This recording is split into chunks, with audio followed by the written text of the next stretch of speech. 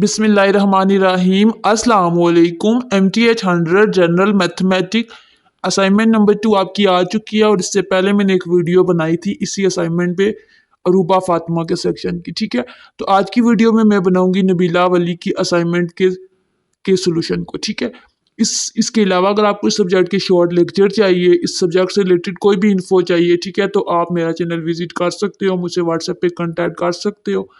ठीक है, मेरा ग्रुप ज्वाइन कर सकते हो। ठीक है, अच्छा, ये असाइनमेंट बनाने से पहले इसकी इंस्ट्रक्शन को आपने अच्छे से रीड आउट करना है कि इसमें ये क्या कहना चाह रहे हैं। ठीक है, और इनको ज़रूर फॉलो करना है। हम असाइनमेंट के क्वेश्चन को देख लेते हैं। आप हमसे असाइनमेंट पेड भी बनवा सकते हैं। अच्छा, इसका क्वेश्चन नंबर 1 है, इसमें आपने ग्रुप फ्रीक्वेंसी डिस्ट्रीब्यूशन टेबल, ठीक है, ये आपको गिवन है। इसमें आपको फ्रीक्वेंसी और हाइट गिवन है और आपने क्या फाइंड आउट करना है, डेंसिटी, कम्युलेटिव फ्रीक्वेंसी, तीन चीज़ें फाइंड आउट करनी है और कम्युलेटिव रिलेटिव फ्रीक्वेंसी, यानी कि आपने चार चीज़ें इसमें कैलकुलेट करनी है। और ये टोटल 10 नंबर का क्वेश्चन है और ये आपके असाइनमेंट में एक ही क्वेश्चन है। ये बहुत ज़्यादा अच्छी बात होगी है कि आपको सिर्फ एक ही क्वेश्चन बनाना पड़ेगा। ठीक है, बाकी चैनल पे न्यू है तो चैनल को सब्सक्राइब करें। आइए इस क्वेश्चन को समझते हैं। अच्छा, इसमें हमने चार चीज़ें फाइंड आउट करनी थी। क्या? Frequency density, cumulative frequency, relative frequency और कम्युलेटिव रिलेटिव फ्रीक्वेंसी। ठीक है, अच्छा, इसमें हमें गिवन क्या था, हाइट गिवन थी और फ्रीक्वेंसी गिवन थी। सबसे पहले हमने कम्युलेटिव फ्रीक्वेंसी को फाइंड आउट करना है। देखिए, कम्युलेटिव फ्रीक्वेंसी क्या होती है, जिसमें हमारे पास पिछली फ्रीक्वेंसी ऐड होती है। देखिए, हमारे पास पहली फ्रीक्वेंसी क्या आती, 5, तो ये एज इट इज़ 5 आ जाएगा। नेक्स्ट थी हमारे पास 12, तो 12 में पिछली कम्युलेटिव फ्रीक्वेंसी ऐड होगी, यानी कि 12 + 5 हमारे पास 17 हो जाएगा। नेक्स्ट हमारे पास इसी तरह 17 में 18 प्लस होगा तो 35 आ जाएगा। सेम नेक्स्ट में 35 में 10 ऐड होगा तो हमारे पास 45 आ जाएगा। फिर हमारे पास 45 में 5 होगा तो हमारे पास 50 आ जाएगा, यानी कि हमारे पास कम्युलेटिव फ्रीक्वेंसी टोटल आ जाएगी 50। अब यहाँ पे दो बातें हैं। ठीक है, एक बात तो ये कि आप इस टेबल को अलग अलग बना सकते हो, बार बार चार चीज़ों को अलग अलग फाइंड करके चार टेबल बना के। ठीक है, मैंने एक ही टेबल बनाया, आसानी किया है। ठीक है, आप एक टेबल भी बना सकते हो जैसे आपको बेहतर लगे। मार्क्स आपको पूरे मिलेंगे, चाहे एक बनाओ चाहे चार बनाओ। ठीक है, नेक्स्ट है आपके पास रिलेटिव फ्रीक्वेंसी। रिलेटिव फ्रीक्वेंसी क्या होती है, जो फ्रीक्वेंसी होती है उसको 100 से डिवाइड करते हैं। तो हमारे पास 5 थी, 5 को 100 से डिवाइड किया, फिर 12 को, फिर 18 को, फिर 10 को, फिर 5 को। तो इस तरीके से हमारे पास कम्युलेटिव रिलेटिव फ्रीक्वेंसी आ गई। ठीक है, ये दो चीज़ें फाइंड आउट कर ली है, कम्युलेटिव भी रिलेटिव भी। अब हमने cumulative relative frequency find out करनी है, यानी कि जो हमने कम्युलेटिव फाइंड आउट किया है उसका भी रिलेटिव। तो सिंपली जो कम्युलेटिव वाला कॉलम था उसको दोबारा से 100 से डिवाइड कर देना है। इस तरीके से हमारे पास कम्युलेटिव रिलेटिव फ्रीक्वेंसी आ जाएगी।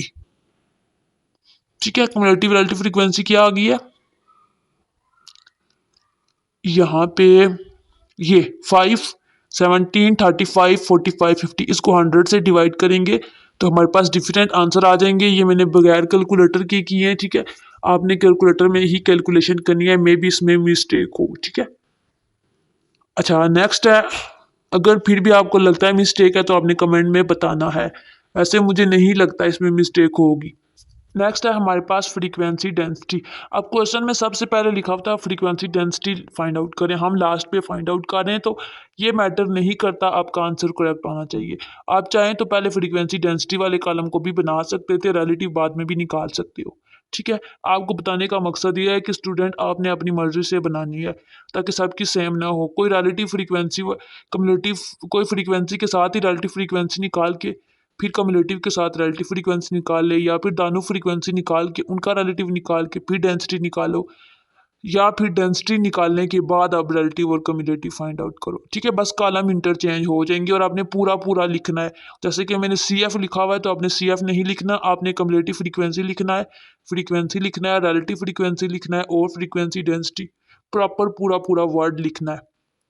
अच्छा, ठीक है, अब यहाँ पे नेक्स्ट है हमारे पास फ्रीक्वेंसी डेंसिटी। तो इसमें हमने क्या करना होता है, फ्रीक्वेंसी को विड्थ से डिवाइड करना होता है। विड्थ क्या होती है, फासला, डिस्टेंस।